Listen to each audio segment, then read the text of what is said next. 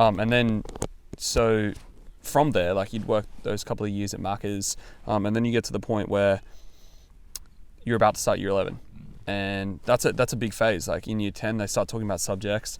I remember, like, you have no idea what the hell the HSC is, but your parents tell you it's important. You're like, what is this? And then they start giving you like all the units and your stuff, and you're like, I don't know what to pick. I'm going to be doing this for 2 years. And when you're in school, like 2 years is a long time.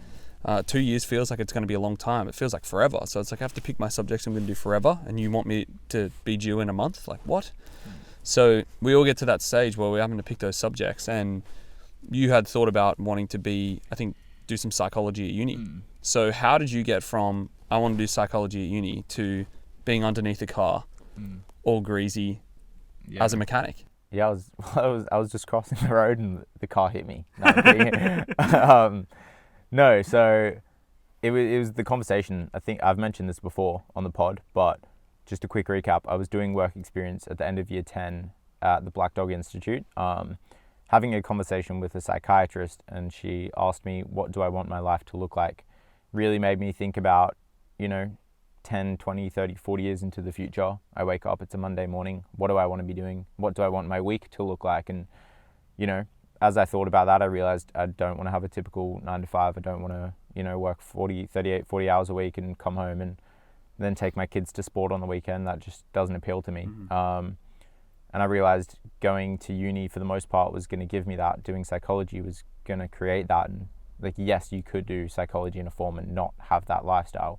But what I was thinking of doing, like clinical, was going to give me that. So I was like, man, I don't want to go to uni. So I'm going to leave school because I don't see the point in staying if I'm not going to go to uni. So was tossing up between like carpentry and mechanics.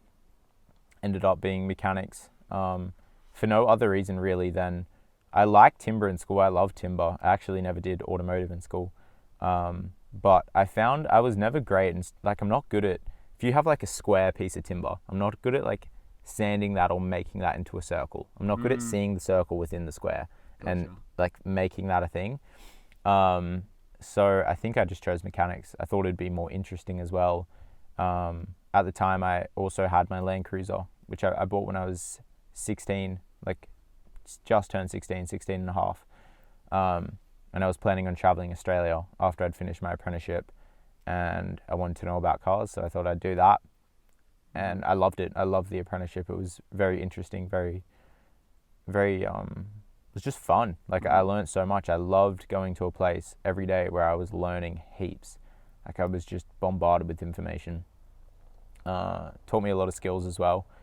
And yeah, I worked a year and a bit of the apprenticeship while still working at Macca's. I was doing Macca's on a Sunday, so I'd work 5 days and then my Sunday was spent doing Macca's. I did that I think it was a year and a half. So you held on to that for a long time? Because it was August 2018 that I finished, and I started my apprenticeship in April 2017. So a year and 4 months that I did that, which now that I think about it, it's a long ass time. Yeah, and then it was kind of, the apprenticeship is a blur almost. It's like those 4.5, 5 years kind of mashed into one. And yeah, and then